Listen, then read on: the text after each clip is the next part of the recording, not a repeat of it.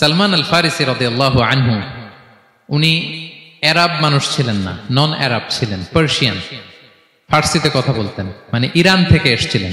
উনি প্রথমে অগ্নি উপাসক ছিলেন। কি ছিলেন? অর্থাৎ ওই যে জরাথুস্ত যারা আগুন দেখলে এরা পূজা করে, আগুনের পূজা যারা করে, জরস্ট্রেনিয়ান, এই ধর্মে বিশ্বাসী ছিলেন। আগুনের পূজা করতেন ইরানে। তিনিও আগুনের পূজা করে, তার বাবাও আগুনের পূজা করে। তো একদিন বাবা একটা কাজে পাঠিয়েছে, ওই কাজ করতে যেয়ে সে খ্রিস্টানদের গির্জা ক্রস করতেছিল।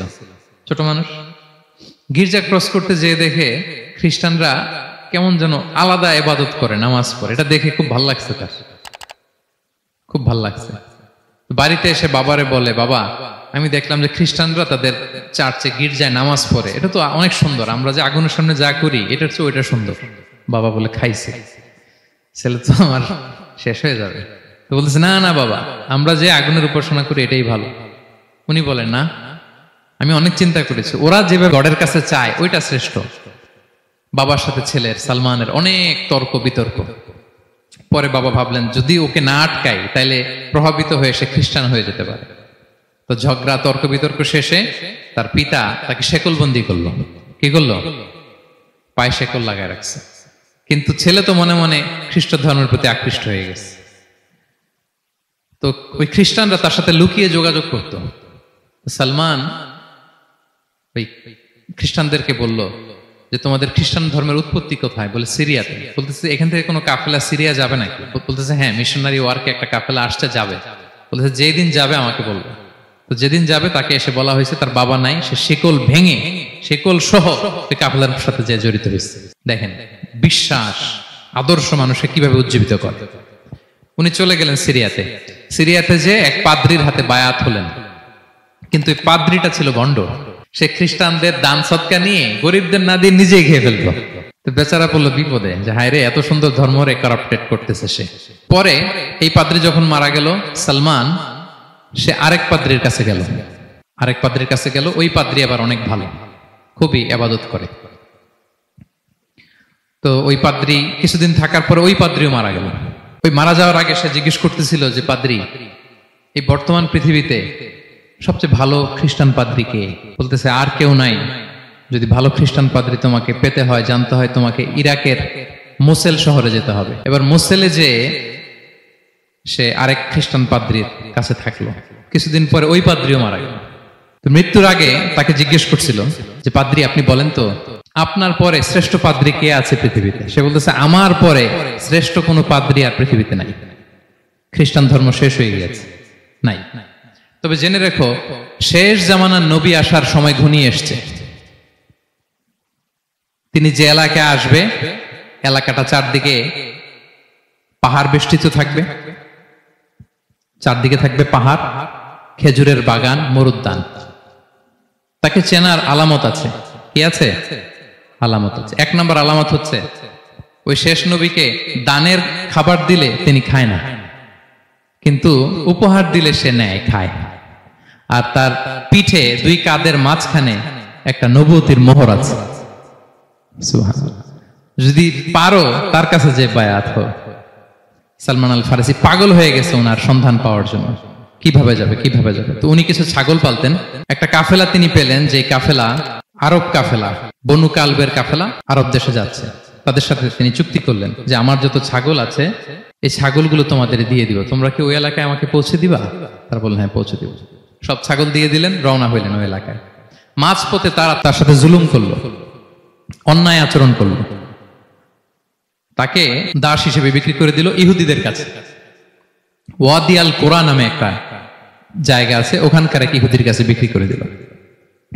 সে ইহুদির কাছে দাস হিসেবে থাকতে আরম্ভ করলো। অনেকদিন পরে, মদিনার পূর্ব নাম কি দেখি, কে বলতে পারে? হ্যাঁ, মাশাআল্লাহ। তো মদিনার পূর্ব নাম হচ্ছে ইয়াসরিব। তো ইয়াসরিবের এক ইহুদি, বনু কুরাইজার ইহুদি, সে আসছে ওয়াদি আল কোরাতে তার কাজিনের কাছে। এসে দেখে নতুন এক দাস পাইছে, বলছে, আমি কিনবো, তুমি কিনতে চাও? তার কাছে বিক্রি করে দিল। তখন ইয়াসরিবের ওই ইহুদি, বনু কুরাইজার, সালমান আল ফারিসিকে নিয়ে ইয়াসরিবে চলে গেল। সুবহানাল্লাহ। মদিনার আগের নাম কি? বিষ্ণু ইসলাম মক্কা থেকে হিজরত করে কিছুদিন পরে কই যাবেন? সত্যের অনুসন্ধানে যদি আপনি হন, সত্য আপনি পাবেনই, সত্যের কাছে আপনি পৌঁছাবেনই, এতে কোনো সন্দেহ নাই। দেখেন বিষ্ণু ইসলাম ওই এলাকায় আসবেন, আসার আগে আল্লাহ তাআলা সালমানকে নিয়ে ওখানে পৌঁছায় দিয়েছে। তিনি ওখানে থাকলেন, দীর্ঘদিন থাকলেন, খেজুর বাগানে তিনি কাজ করেন আর অপেক্ষা করেন যে কবে বিষ্ণু ইসলাম আসবেন। একদিন তিনি খেজুর গাছের উপরে কাজ করতেছেন, হঠাৎ ইহুদিরা বলা বলি করতেছে আজকে ওই মক্কা থেকে কোন এক লোক নাকি আসছে কোবা পল্লীতে, সবাই বলে সে নাকি নবী, সবাই বলে সে নাকি।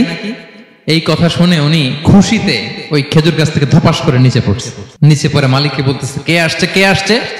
এই কথা শুনে মালিক রেগে মেগে তাকে মারতে আরম্ভ করলো যে তোমার জেনে কি লাভ, যাও এখান থেকে। তার মানে সুবহানাল্লাহ, সালমান আল ফারিসি তিনি জেনে গেলেন যে বিষ্ণু ইসলামের আগমন ঘটেছে। আপনারা জানেন যে হিজরতের যে রুটটা, বিষ্ণু ইসলাম সরাসরি ইয়াসরিবে বা মদিনায় না ঢুকে প্রথমে কুবাতে ঢুকেছিলেন, কুবা পল্লীতে কিছুদিন ছিলেন, মসজিদে কুবা নির্মাণ করেছেন। তো তিনি তো সত্যের সন্ধানী হয়ে পাগল, আল্লাহর কাছে সবসময় দোয়া করতেন, আল্লাহ সেই আখির জামানার নবীর সন্ধান যেন আমি পাই। সালমান আল ফারিসি রাদিয়াল্লাহু তাআলা আনহু ওই যে তার পাদ্রীর শিখিয়ে দেয়া যে আলামত, তিনি দেখলেন ঠিকই তো ইয়াসরিবের দুই দিকে হাররা আছে, মানে পাহাড় বেষ্টিত, আবার খেজুরের বাগান আছে। এবার তিনটা যে আলামত দিয়েছিল ওই আলামত চেক করার জন্য কিছু খেজুর নিয়ে কুবায় চলে গেলেন। কুবায় যেয়ে দেখেন বিষ্ণু ইসলাম সাহাবাদের নিয়ে বসা। তো তিনি বিষ্ণু ইসলামের সাথে পরিচিত হয়ে বললেন এই যে কিছু সাদাকার খেজুর আমি আপনার জন্য এনেছি, নেন। বিষ্ণু ইসলাম বললেন ওই যে ওদেরকে দাও, ওই যে গরিব সাহাবারা ওদেরকে দাও। বিষ্ণু ইসলাম খেলেন না, সে মনে মনে বলতেছে এই তো একটা পেয়ে গেছে, একটা পেয়ে গেছে। উনি কিন্তু খায় নাই, ধরেও নাই, বলতেছে যে ওদেরকে দাও। দিল, সাহাবারা খেল। এরপর বিষ্ণু ইসলাম কুবা থেকে মদিনায় চলে গেলেন, তখনও মদিনার নাম হয়নি, ইয়াসরিবে গেলেন।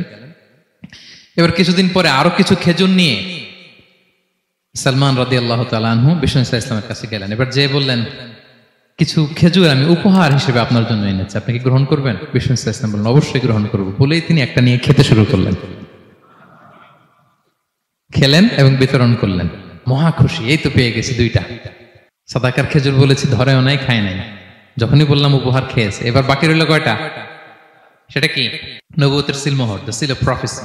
এটা তো দেখা এত সহজ না, যদি এদিকে থাকে, জামা পরে থাকলে দেখা যাবে। তো এটার জন্য প্রায় যায়, কিন্তু ব্যাটে বলে হয় না, ট্রাই করে কিন্তু দেখা যায় না। একদিন তিনি গেলেন এবং এটার জন্য তো পিছে পিছে থাকতে হবে, কি বলেন? কথা নেই বার্তা নেই, হুট করে পিছু পিছু ঘোরা যায় নাকি কারো? একদিন একটা উপলক্ষ তৈরি হলো, সেটা কি? বিষ্ণু ইসলাম এক সাহাবী মারা গেলেন বাকিউল গারকাদে, মানে যেটাকে আমরা জান্নাতুল বাকি বলি, ওই কবরস্থানে ওই লাশ নিয়ে যাচ্ছে, সবার সাথে সাথে বিষ্ণু ইসলামও যাচ্ছে। তো এখন তো একটা সুযোগ, পিছনে পিছনে যাওয়া যায়, কি বলেন? এইবার সালমান এসে পিছু ছাড়ে না, নবীজির পিছনে পিছনে যায়, কিন্তু স্বাভাবিক যাওয়া না, একটা আছে সিম্পলি হাঁটা, এরকম না, একবার এদিকে যায়, একবার ওদিকে যায়, একবার এদিকে যায়। আর অন্য সাহাবারা মনে মনে ভাবে ঘটনা কি, এরকম করে কেন লোকটা? কিন্তু বিষ্ণু ইসলাম তো জানেন কেন এরকম করতেছে, ঠিক কিনা বলেন? বিষ্ণু ইসলাম সেদিন দুইটা চাদর পরেছিলেন, একটা নিচে আর একটা উপরে, নিচে লুঙ্গি আর একটা চাদরটা দিয়ে গা ঢেকেছিলেন। বিষ্ণু ইসলাম ইচ্ছে করে পিঠের চাদরটা একটু নিচের দিকে নামালেন, যাতে করে সে যেটা খুঁজতেছে ওটা দেখে ফেলে। বিষ্ণু ইসলাম চাদরটাকে একটু করে নিচে নামালেন, নামানোর সাথে সাথে তিনি দেখলেন দ্য সিল অফ প্রফেসি, মাহরুন নবুয়া। দেখার সাথে সাথে সালমান আল ফারিসি চিৎকার দিয়ে বিশ্বনবীকে জড়িয়ে ধরলেন এবং ওই জায়গাটাতে দুই ঠোঁট দিয়ে চুমু খেলেন, কাঁদতে শুরু করলেন। বিষ্ণু ইসলাম বললেন কেন কাঁদো তুমি? এতক্ষণ আমি আপনাদেরকে যা শোনালাম, সালমান পুরো ঘটনাটা বিষ্ণু ইসলামের কাছে বর্ণনা করলেন। বললেন ইয়া রাসূলুল্লাহ, এই জন্য কাঁদি, আমি ছিলাম অগ্নি উপাসক, সত্যের সন্ধানে আমি খ্রিস্ট ধর্ম গ্রহণ করেছি। 3 খ্রিস্টান পাদ্রী শেষ করে সর্বশেষ যে ভালো পাদ্রীটা, উনি বলছে যে উনি মরার পরে আর কেউ ভালো পাদ্রী নাই, আখির জামার পায়গাম্বার আগমনের সময় এসেছে। পাহাড়ি এলাকা, চারদিকে খেজুর বাগান, এরকম জায়গায় উনি আসবে। আর 3টা সাইন বলেছে, উনি সাদাকা খায় না, উপহার নেয়, খায়, আর তার পিছনে থাকবে মাহরুন নবুয়া, নবুয়তি সিল। সুবহানাল্লাহ। বিষ্ণু ইসলাম খুশি হলেন, তাকে শাহাদা পড়ালেন এবং বললেন যে তোমার এই দাসত্ব থেকে মুক্তির জন্য কি লাগবে? সে বলে যে আমার চুক্তি হয়েছে 300 খেজুর গাছ লাগবে। কয়শো? বিষ্ণু ইসলাম বললেন কে আছো তোমাদের ভাইকে সাহায্য করবা? কেউ 20টা, কেউ 30টা, কেউ 40টা। সব সাহাবারা ডোনেট করে 300 খেজুর দিয়ে দিলেন, খেজুরের গাছ হয়ে গেল। আর 40 গ্রাম স্বর্ণ, এটাও দিতে হবে। তো কোন এক যুদ্ধে বিষ্ণু ইসলাম একটা ছোট্ট স্বর্ণের টুকরে পেয়েছিলেন, বললেন যাও এটা নিয়ে ওজন দাও, ওজন দিলে দেখবা হয়ে গেছে। ওইটা নিয়ে ওজন দেয়া হলো, দেখা গেল মুহূর্তে একেবারে সমানে সমানে 40 গ্রাম হয়ে গেছে। সালমান আল ফারিসি রাদিয়াল্লাহু তাআলা আনহু তারপর থেকে মৃত্যুর আগ পর্যন্ত বিষ্ণু ইসলামের সাথে ছিলেন, সবগুলো যুদ্ধে অংশগ্রহণ করেছেন। এবং 5ম হিজরিতে ওই যে পরীক্ষা খননের কথা আমরা জানি না, দ্য ব্যাটল অফ ট্রেন্চ, এই বুদ্ধিটা আসছিল সালমান রাদিয়াল্লাহু তাআলা আনহুর মাথা থেকে। এটা হচ্ছে ওনার ব্রেন চাইল্ড। কারণ আরব দেশে এরকম পরীক্ষা খনন করার ট্রেডিশনই ছিল না। উনি তো আরব দেশের না, আসছে পারস্য থেকে। ওনার এই বুদ্ধি পরামর্শ নিয়ে বিষ্ণু ইসলাম 5ম হিজরিতে পুরো মদিনার চারদিকে খনন করে এই পরীক্ষা করেছিলেন। Be a part of our vision. Do listen and share the khair.